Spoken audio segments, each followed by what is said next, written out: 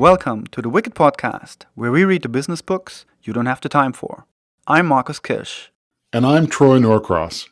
And we are your co-hosts for the Wicked Podcast.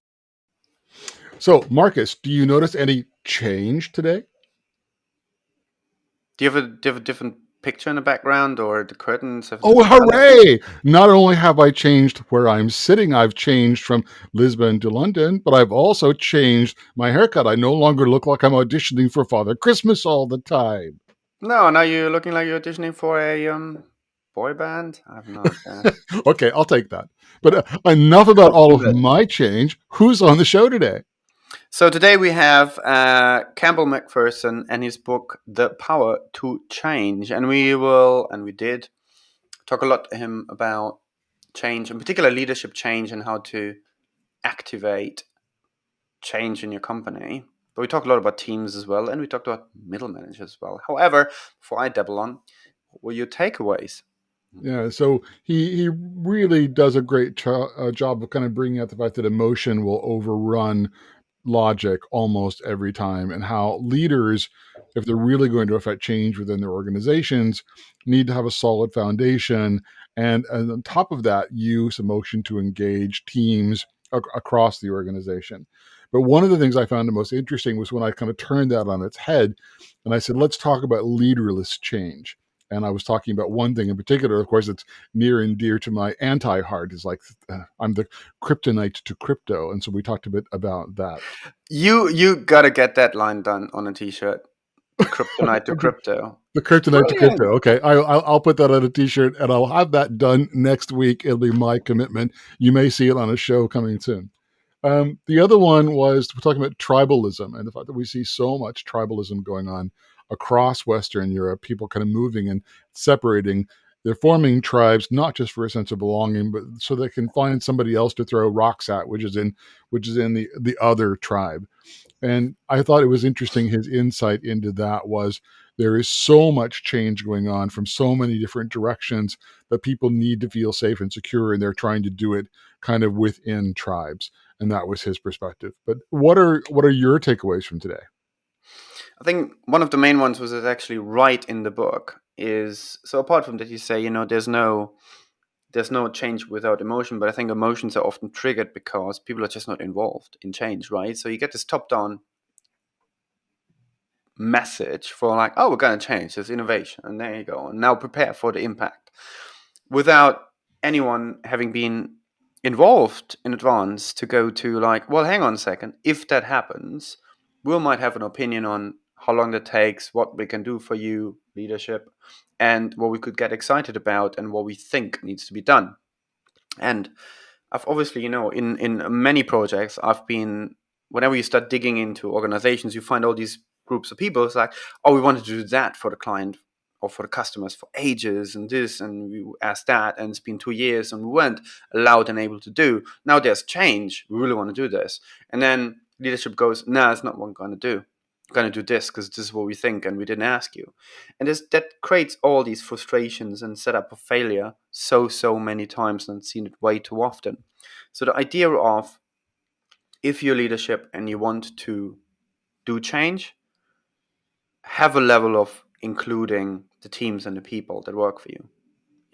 It sounds like an obvious thing to do. Yes, it's often an overlooked step to take.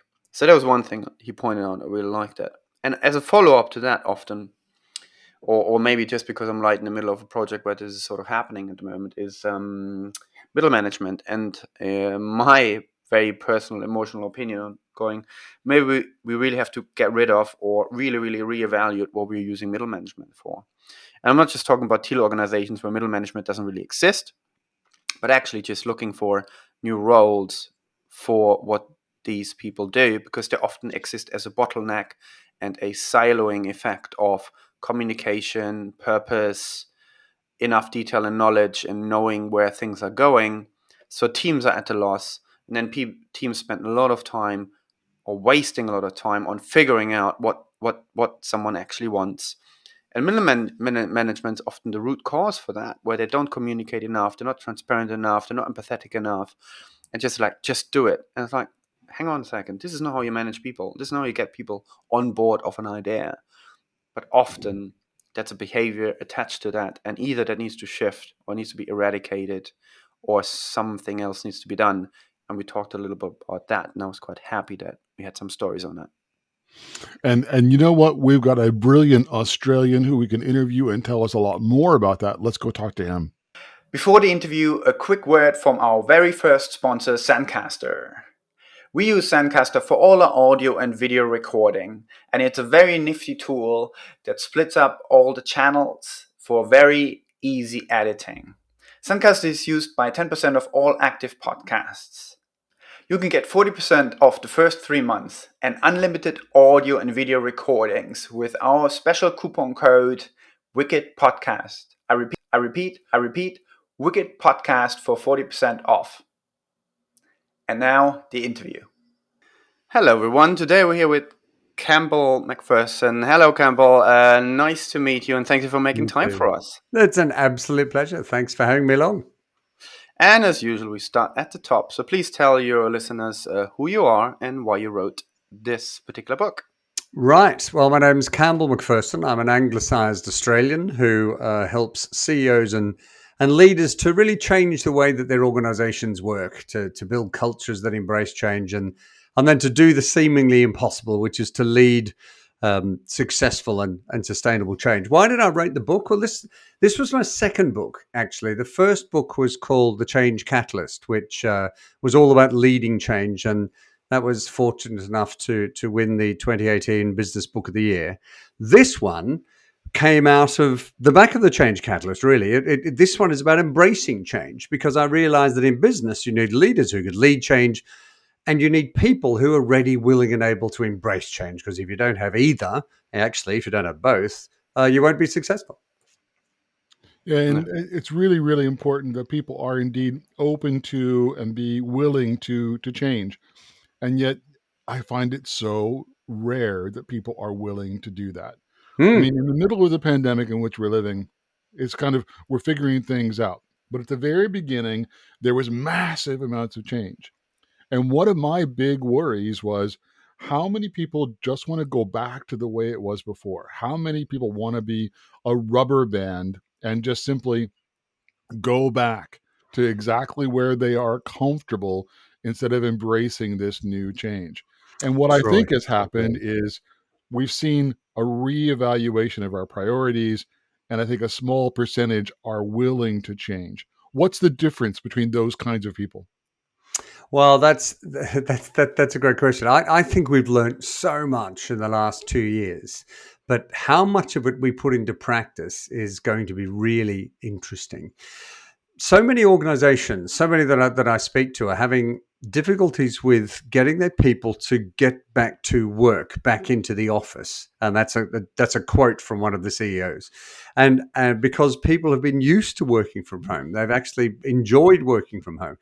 But what I think companies haven't worked out how to do yet, or the majority have them, is when to actually tell people that they have to come into the office for 2 days a week for these types of meetings, for social get-togethers, for to work with your colleagues, for to learn, for meetings, for conferences, and then 3 days a week you can work from home if you want to. So some organizations are mandating you either have to work 3 days a week from home or you have to work 5 days a week. And they're not learning to be agile and flexible, which is ironic, because it was the agility and the flexibility that they managed to do instantly back in March and April next year, when suddenly everyone had to work from home. And it was done without a project initiation document or a 12-month exercise. So the agility that helped them to cope with the early days of the pandemic, I think a lot of organizations are losing it or forgetting it, and doing exactly what you are saying, is that they're just wanting to get back to the way things were, and things aren't going to go back to the way things were. They don't need to. We can work from home and we can go into work. We can have the best of both worlds, to quote many a politician. But I think leaders have got to realize that it's about being agile. It's about stopping and working out what it is we've learned over the last 12 months or 24 months, really. So Okay. one of the sorry, you used the word learning. I think at least 2-3 times now, and I think that's one of the things I'm quite curious about. Yes, we have to do these things. The pandemic has put us into a place where, to the breaking point, we hardly had a choice Mm, but get agile. And we had a lot of stories from people where they went, we just had to make it do. Actually, I mm. managed. No one had answers anymore, so finally they were asking us, and then we gathered around it, and a lot of teams and people did amazing work to turn things Mm. around. In my background, at least, for the last 20 years, ever since digital arrived, and even earlier, whatever, I was often nearly screaming, go like, but this and this, learn that, and there was just no learning. Mm. Um, so my question is, how much does it take? And I hope it's not going to take another COVID for organizations to learn. Why does leadership actually often refuse to seemingly learn and is so stuck in their own ways to look at the world, as much as they're going on about, well, we need to innovate, which is always new and learning, right? But Yeah, then they don't put anything in place to learn or learn themselves. Why is that such a yeah. Leaders tend paradox? to. A lot of leaders tend to have the buzzwords down pat. With innovation and collaboration and digital and not a lot of them work out, or not enough of them actually sit down and really analyze what these things mean. I gave a opening keynote address at a digital transformation conference in London a little while ago. And I stood up and said, I just want to take the word digital out of this. This is about transformation, and transformation is about people. Digital will transform, is transforming, has transformed the way that we work. But fundamentally, if we want to make the most of any digital disruption, any new digital evolution or revolution, then it's all about people. And so change to me is all about people. It's not about systems. It's not about processes. It's not about business models.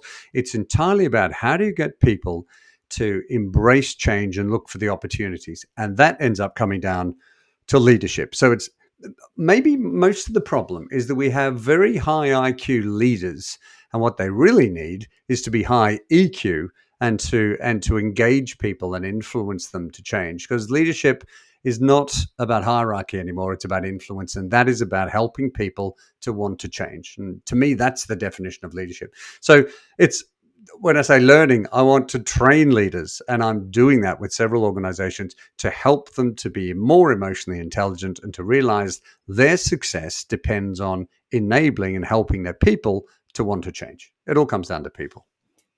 All right. So now you've tripped over the magic word emotion. Yep. And I mean, heavens to Murgatroyd, it has been an emotional roller coaster. As it And it ever. seems like all ability to do critical thinking, all rational thought, all logic and balance has been thrown out the window for more than the last 5 years. Mm. And not only have some leaders failed to understand the value of emotional and influence, there are some who've embraced the dark art and used it for all manner of things that I don't necessarily think are what anybody in their right mind would actually want. And Very yet, true. emotion drives change, emotion drives fear, emotion drives all of these different things. And that's a long opening diatribe to a question. We've looked at the 48-52 split on Brexit. We've Mm-hmm. looked at the close race on Trump once and on twice. We've had Yep. a number of political issues and political, things where all of this is razor tight. It's razor thin. It's razor close. And I've always had the assumption that the media manufactures the closeness to keep everybody paying attention. And the individual sides want everybody paying attention to make sure they all go to the polls. What is your view? Why does it look like the entire world is split 50-50? Goodness me. Let me start with saying that in the chapter Emotion Trumps Logic every time, and in some of the chapters in the Change Catalyst, I talk about Trump, I talk about Brexit, because one of the things that it was obvious to me after that incredible year of 2016, when I wrote the first book, The Change Catalyst, and of course all of that change was happening around us, is that the sides that I was on, that I voted for, completely forgot that change is all about emotion. That if you want people to change, you have to embrace, that you have to help them to, you have to, what's the word I'm trying to look for? You have to appeal to their emotions. There you go. And in fact, I was giving the closing speech about leading change at a conference that David Cameron, and this was 4 months after the Brexit election, was the opening speaker. And he actually admitted in that speech that he'd forgotten, or they'd neglected, the golden rule that emotion trumps logic every time when it comes to politics. He simply launched into the Brexit referendum, frankly, with complacency, as I also talk about in both of the books. But he launched it thinking, well, it was just logical. It was so logical that we didn't have to really worry about emotions, apart from maybe appeal to some people's fears with some statistics. But fundamentally, they were complacent because they just forgot it was all about emotions. And emotion does trump logic every time. So, in fact, one of the studies that I found for both books is from the Corporate Leadership Council.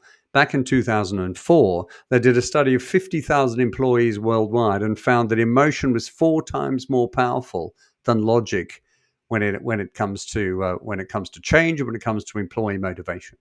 And we can see that in politics, we can see it in business, and we can see it any time we want to change anything in an organization. We have to appeal to people's logic. Why are we fighting one another so much? Why is it so 50-50 knife edge, which it will be for the next series of elections? And it just seems to be we're forming tribes, which is one chapter in the book. We're forming tribes just to throw rocks at the other tribe because we want to feel part of a tribe. We want to belong. And maybe there's so much change, so much disruption going on that we all have this innate feeling of belonging. The problem with that is we need to find good tribes, because the tribes we found are simply there to form, to form so that we throw rocks and find other tribes we don't like. Maybe it's just the fact that everything has changed so much in the last 5 to 10 years that we've naturally formed tribes, and it's been half the population on one side and half on the other. That's a long-winded answer to your no longer seems long-winded question. And I'm really happy finally Troy had a rambling question. Normally that's my job. But I think it's great you say that, because I'm looking at my background as well, and having worked a couple of years in marketing and advertising, and looking at how to convince people to buy stuff. And it's the same thing, for years everyone thought, people make logical decisions, compare prices and whatnot. But actually the main driver there as well is emotion. How do you feel at a particular point in time? Yeah. And you base your decision mainly on your emotions at the point, and that explains why people pay so much for Apple phones and all these But in the things. world of business, leaders forget that. They Yeah. forget that. They think it's logic. We're going to double the size of the business. We're going to triple the profit, and everyone will applaud at my wonderful strategy. And they forget that people are sitting there being human and thinking, well, I can see all sorts of problems with that. Here are these challenges. Does that mean we're going to move offices? What does that do to my job? And it's all about emotions, and that most leaders forget it. Okay. I was just about to ask one question that I just wrote down, and now I actually pick another one. So there's my little Steckenpferd, my little hobby on things. When you talk emotions rather than logic, right, you're really moving things often from a more linear thing to a very highly complex, potential viral, systemic thing that can evolve. And the second you throw something else at it, it will adopt very quickly and shift the goalposts. So for me, it's a difference between tame and wicked problems. Tame problems that are linear and you can work out as an engineer and logically solve. Yeah. And it seems the more we're getting into these people problems and people emotional things inside and outside the organization, inside and outside for the customers, that these things behave just inherently different. So from a leadership and change perspective, how much do you look at this and go, actually, it's not just that change is a thing, but the type of problems we're facing now have inherently different characteristics. If you start thinking about empathy, emotions, people, everything is essentially coming down to a people problem, which evolves month by month. How far do you get even into shifting potentially that mindset from this, factory engineering perspective to now, no, it's all different like that. It's not just new tech. Right. It is all different. One of the things I know you talk about is whether we're living on in a different kind of change at the moment, and I think that when I say emotion trumps logic every time, you need the logic. There's the bedrock. Okay, you've got to have the 20% of the change drivers. You've got to have that logic. Like in any business strategy, you've got to have your strategic core of of why you exist and for whom and what makes you special. You've got to have that core of logic in any change. But then it's the other 80% of the emotions that you then need to remember to use. But your concept, are we living in a different kind of change at the moment? I think we are. It's exponential change. As you said, viral, I think, just then. And the problem with living in exponential change is it's like boiling the frog. You don't feel as though the water's getting warm until it's really, really hot. And I could take climate change as an example of that. I wrote a blog. No pun intended. Yeah, exactly. Well, yes, that's a good point. I didn't think about that. And apologies to frogs. Is that the someone asked me a question on Twitter the other day, and it was like, all right, if climate change is real, and I went, there's a good start to a question. If climate change is real, how come the Maldives isn't underwater? And I went, do you know what? That's a really good question, because we have been talking about climate change for 20 years. And so I researched it, but I'd already researched it for the Power to Change, and it's in here. And it's all, the fact is that the change is exponential. So over the last 120 years, I think the oceans have risen about 10 centimeters, something like that. It's give or take, 50%, about 10 centimeters. But it's been exponential. So half of that growth has been in the last 25 of those 120 years. So scientists are simply extrapolating an exponential curve, and those of us who don't understand exponential curves have gone, well, so if 120 years is 10 centimeters, another 120 years will be 10 centimeters, what is the problem? But actually, in 50 years' time, it'll be 2 foot higher, and if we don't stop doing something now. So the challenge there, that's why I said logic and emotion, the challenge here for leaders, in this case, we're talking leaders of the world, is to say, here's the logic. Let me try and explain what's going on in simple terms. Then we can use the emotions to actually to drive behavior. What's not happening at the moment, and I've got to go back on myself, is that leaders aren't explaining in simple terms what's actually going on, and too many people are therefore not understanding and therefore believing they've been had, or believing they've been conned, or believing that there's some other conspiracy theory for both climate change with everything that's going on in the UK at the moment, and in vaccines. It's just, I think we do need some base level of logic before we can employ the emotions. What I've seen in the UK politics, or I've seen in vaccine hesitancy, is people jump to emotions and then twist facts to their own form of logic. Long-winded way of saying we need both, but I really want leaders to be able to explain what they're doing in simple terms that people can understand, then to employ the emotions. Yeah, and I on that one, because having worked in a lot of bigger companies, helping them for either the general purpose or the shift in whatever they're doing, and often it felt like when they change, they feel like they're moving away from what they had before or their purpose Yeah. previously. And I have a great example there, and I mentioned a couple of times, which is Nationwide, a building society here in the UK, which has a great origin story on a couple of guys in a village pooling their money together to help the first one buy the house, and after that the second one, and so on.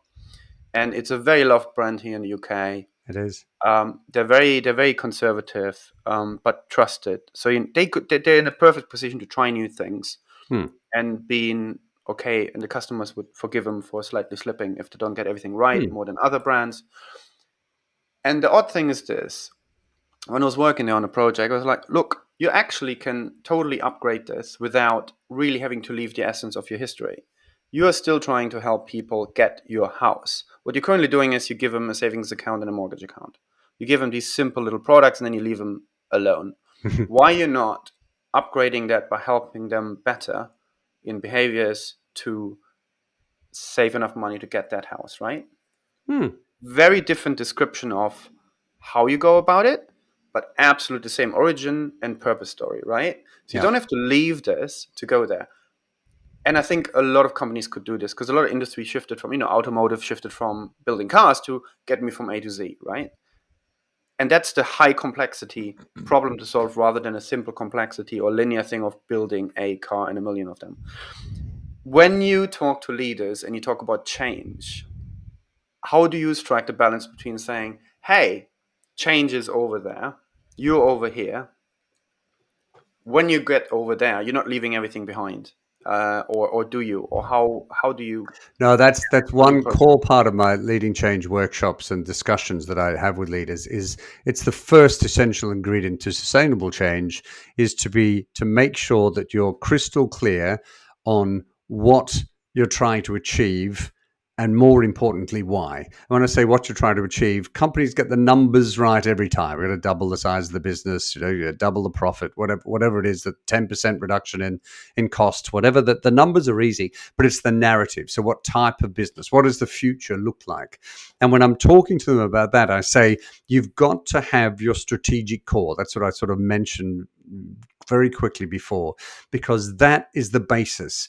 Agile, it's I get this really from my wife's yoga teaching, to be perfectly honest. It's if you've got a strategic core, you can then be flexible, you can then be agile. And your strategic core is, why do you exist as a business, and for whom? And what makes you special, and what gives you the right to succeed? And once you really work out why the business is there and its key strengths and its magic, as I like to say, then you've got something you can move. So you could, like Nationwide, you can then move to helping people save for their first home. We're not just buying. What do? We provide mortgages. No, you don't. You enable people to own a home. So once you really understand the power of that strategic core, then you can move. Then you can be agile. So it comes down to clarity of strategy first. So many times it's shiny new thing over here. We need to be like Microsoft and move everything to the cloud. Yes, okay. Microsoft first realized what it is they really did well, and then they moved everything to the cloud. They didn't just wake up one day and go, "Do you know what? We missed the internet by a few years. Let's not miss the cloud." So it's all about strategic core, being really clear about what makes you special. Then change isn't that big a strategic deal, because you are, to use your words, you're actually building on something that is real. You're not. It's not revolution. It's evolving something that already exists. If Blockbuster had done that, maybe they would have invested in Netflix rather than turned down the opportunity to do so. But no, they were a video store, and rather than actually, what are we at our core? I think that's really important. Okay, so I'm going to turn your last statement completely, ultimately on its head. Okay. Absolute positive leaderless change upon which there is no structural core or foundation, in which the majority of people participating are acting as if they are in a cult, who are promoting their ideology as if they've got a Ponzi scheme for a playbook. And yes, I'm talking about crypto, and I'm talking about DeFi. Tell there we me how go. in the world there are people, like millions and millions of people, changing where there is no leader, no structural core, no foundation, no vision, no mission, and yet they're doing it. Do you know what? I'm an author, I'm a speaker, I'm a business consultant. I'm not a magician, and I don't have a crystal ball. Crypto is one of the things that I scratch my head about. Actually, that and Elon Musk's company. A very good friend of mine, who I said to him, okay, so crypto and gosh, I've forgotten what's Elon Musk. What was the Elon Musk? Tesla. Crypto and Tesla. I sat with him. This fellow he's a senior partner with one of the big consulting groups. He's worth a fortune. I sat Ex-eBay. with him. Yes, of course. Yes, and also PayPal, wasn't it? But anyway, I sat here with my friend and said, "Okay, crypto and Tesla, explain it to me. Go." And he said, "They don't make any sense, and I'm too scared to sell." Right. Oh So, but my. I guess my point that I'm trying to say is we are seeing millions of people change their behavior Yeah. in how they are engaging with a made up finance world. There is no Maybe leader. that's a reaction.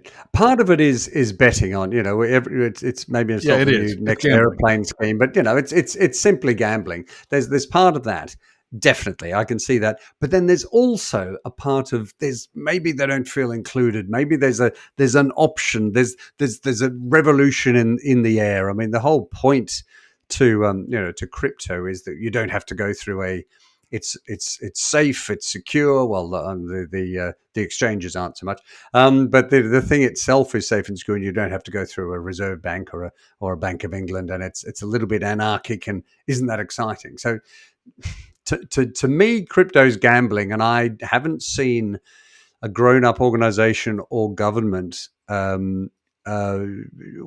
put together or put forward a logical crypto strategy. Okay, we're going to have sterling. So what? It sort of defeats the purpose, really.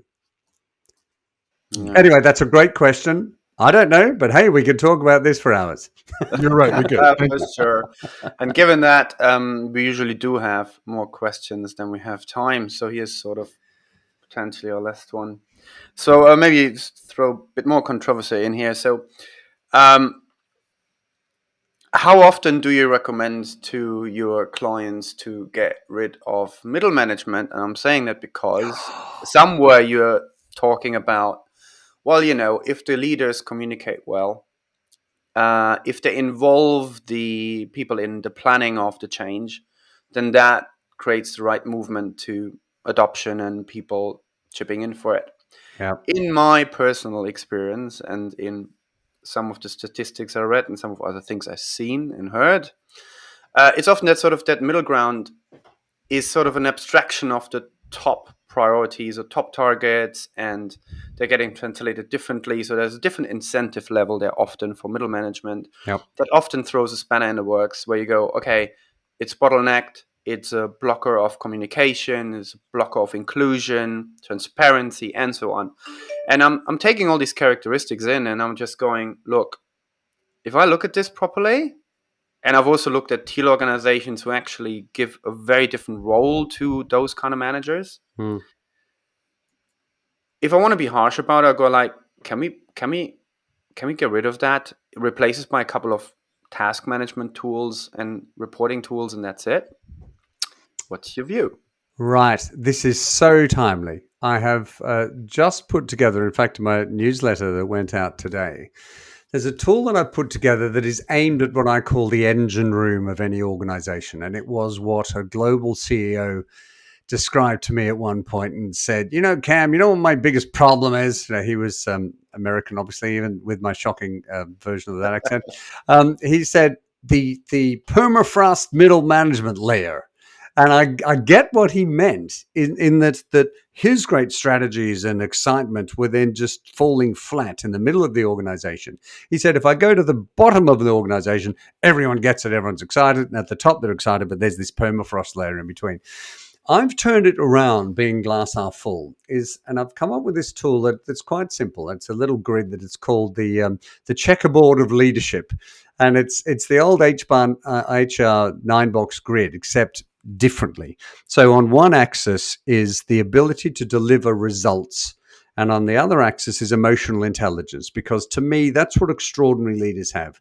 They deliver sustainable results, and you can only deliver results that are sustainable if you actually are high on the EQ scale. So up on the top of the grid, at the very top right box, you've got extraordinary leaders, high IQ, and delivery of sustainable results. And right down the bottom, you've got the danger zone where people are, shouldn't be in the job. But in the middle is the most populous box, and I call that the engine room. And that's what I think my old CEO was talking about his permafrost layer. And I think there are some frozen bodies in there that need to be got rid of. I mean, if you can't change the people in the end, sometimes you have to change the people. But in that engine room, there's also a lot of really good high IQ professionals, IT experts, the people that you consider to be low leadership potential, and they're not. If we can actually get into the engine room and help them to be more agile, to be higher IQ, and to actually I've called the course that I'm doing for a large fund manager Leading with Influence. And it's teaching the non-people managers in the organization, helping them to become better at influencing across the organization. Because one of the things I think I started this conversation with is that leadership's not about hierarchy anymore, it's about influence. So I think too many organizations ignore the development of the EQ side for their engine room. Yes, some of them won't make the journey, and sometimes you do have to get rid of dead wood that won't change. But I even blame most of it on the leaders. If they're not building the need for change, if they're not showing that the burning platform is for change is actually there, that there's a real need for change and a desire to change, and then helping people by appealing to their emotions to change, then nothing will happen. And I don't believe that whole permafrost layer is actually as frozen as my old CEO would have thought it was. So Wonderful. one last kind of wrap up kind of comment to all of that. Sorry, Marcus. No, go ahead. And now I've lost it. So over to you, Marcus. Don't do that. All I wanted to talk about, like that, there seems to be a lot of people having a different name for that, and it's all recognized. I know about the air sandwich that people have. So this space of air in between that nothing travels through, seemingly. You So sure you're not what I getting was back going to to your? say, I did come up with it. Yeah. At the end of the day, I think the other thing that's missing from this conversation is the word trust and safety. I think that the leaders have to give the permafrost middle management a safe place to embrace that level of change in order for them to begin to think about doing something different. Yep, they do. In fact, in the courses that I run, when I say about it, what are the attributes of an extraordinary leader? The first one that we come up with is they care. The second one is that they engender trust. And I agree with you. This is where I disagreed with my CEO. Some of his people were frozen, but fundamentally they weren't given, let's use safe place, but they just weren't given the support they needed to change. They were too afraid. And that's because so many CEOs, so many leaders of change don't bother to stop and actually listen. They don't bother to stop and say, and truly understand what the challenges and obstacles and fears of their people are. That end up being their obstacles to change. And frankly, that's why I wrote the book. That's what The Power to Change helps people to do. And because I said I wouldn't end the entire interview without saying it, as Mark Twain says, denial, it ain't just a river in Egypt. And you've got a nice chapter about that. But I can't deny that we've run out of time. It has been an absolute joy having you on the show today. Thank you so much for joining us. Thank you. It's been a pleasure. You've been listening to The Wicked Podcast with co-host Marcus Kirsch and me, Troy Norcross. Please subscribe on Podomatic, iTunes, or Spotify. You can find all relevant links in the show notes. Please tell us your thoughts in the comment section and let us know about any books for future episodes. You can also get in touch with us directly on Twitter on @WickedandBeyond or @Troy_Norcross. Also, learn more about the Wicked Company book and the Wicked Company project at wickedcompany.com.